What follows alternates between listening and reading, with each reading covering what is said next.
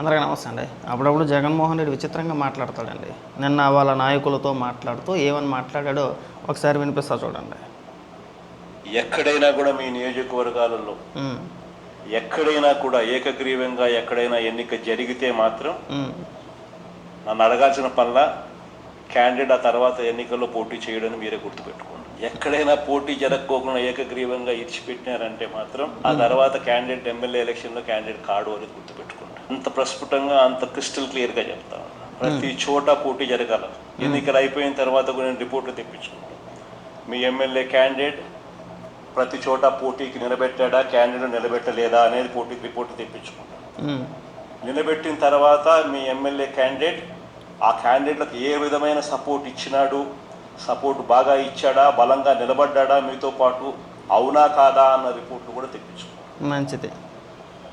ఖచ్చితంగా ఆ మేరకు పాజిటివిటీ మీ దగ్గర నుంచి రావాలి. అన్న అధికారంలో ఉన్నప్పుడు 2020 లోకల్ బాడీ ఎన్నికలకు కోవిడ్ వచ్చి ఆగిపోయింది అనుకోండి, ఆ ఎన్నికలు జరగలేదు. లోకల్ బాడీకి అన్న ఇచ్చిన మాట్లాడిన మాటలు ఏంటంటే, ఏకగ్రీవం చేస్తే ఒక పంచాయతీకి వచ్చి ఒక 20 లక్షల రూపాయల వరకు ఇస్తాడు. 15 నుంచి 20 లక్షల రూపాయలు. ఎక్కడా కూడా తెలుగుదేశం పార్టీకి సంబంధించిన వ్యక్తులు కానీ లేదంటే వాళ్ళకి సంబంధించిన నాయకులు కానీ ఎక్కడా కూడా నామినేషన్లు వేయడానికి వీలు లేదు, అడ్డుకోండి అన్న చెప్పిన మాటలే. నువ్వు అధికారంలో ఉన్నప్పుడేమో అన్ని పంచాయతీలు కూడా ఏకగ్రీవం అయిపోవాలి. నువ్వు అధికారం కోల్పోతేనేమో ఎక్కడా కూడా ఏకగ్రీవం జరగడానికి వీలు లేదు. ఇది ఎక్కడ దిక్కుమాలతానో మాకు అర్థం కావట్లా. ఆ రోజు ఏకగ్రీవం ఎందుకు చేయమన్నాడంటే పోటీ ఉండదు, ఆ పంచాయతీలు బాగుపడతాయి అంటే అన్న అధికారంలో ఉన్నప్పుడు అలాంటి మాటలు మాట్లాడతాడు. మరి ఇప్పుడు ఏమైంది? ఇప్పుడు కూడా అలాగే అనుకోవచ్చు కదా. అలా అనుకోడు, ఇదొక దిక్కుమాలతానమాట.